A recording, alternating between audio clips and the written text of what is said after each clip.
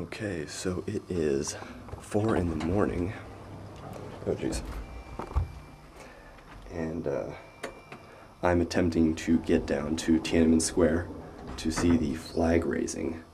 I'm actually surprised that I'm even coherent at this hour in the morning. I've only got about 3 hours of sleep, but it's something I read about in a book yesterday, and I said, you know what, I'm going to do that tomorrow. Because if I don't do it tomorrow, I'm probably never going to do it. So I'm going to try to catch a cab, and we'll see how that goes.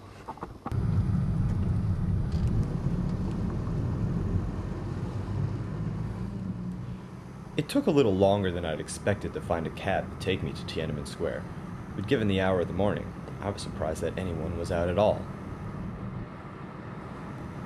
The streets were all but empty, and the cab driver took this as a signal to drive as fast as he wanted. I would have been just fine with him driving a little bit slower. I hadn't, after all, woken up this early to end up in a hospital. As we drove, the sky began to get a little lighter. I was able to see the silhouettes of some of the skyscrapers of downtown Beijing. It was a different city than what I was used to. It was calm and quiet. I knew in less than an hour, though, the sun would rise, and so would the millions of residents of Beijing who would bring the city to life.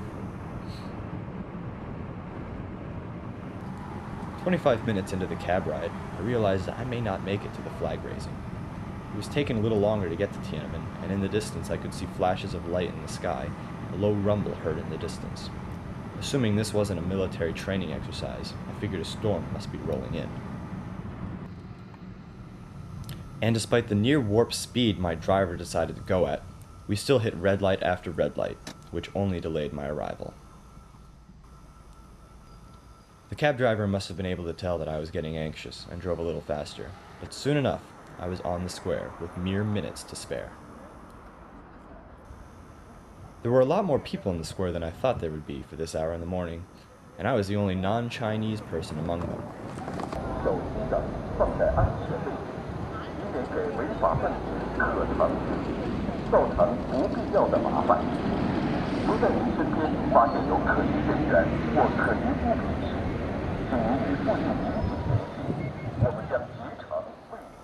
A large crowd had gathered in front of the flag. I figured that's where I needed to be. I stuck out like a sore thumb as I joined the crowd, not because I was an American or was substantially taller than most of the Chinese present, but because, like a true tourist, I had a digital camera in one hand and a video camera in another. After joining the crowd, it wasn't long before the guards came out from beneath the massive Mao portrait and the procession began.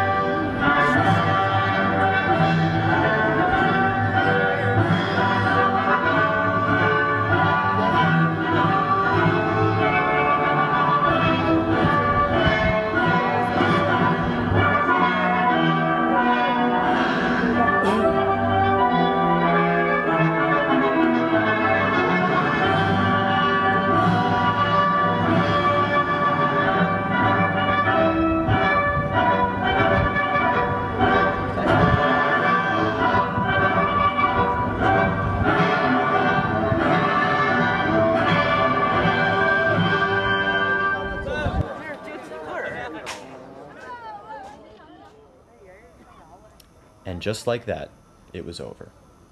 The guards marched off, the crowd dispersed, and the storm that had been waiting in the distance moved in.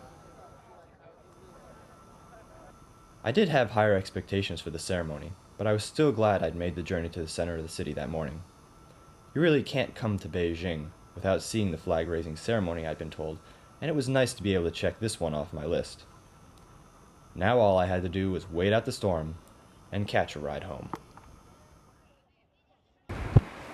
Well, I made it to the flag raising just in time actually, because the skies pretty much just opened up and it's raining pretty bad. And the last place I want to be right now, in the middle of a lightning thunderstorm, is out on the largest public square in the world.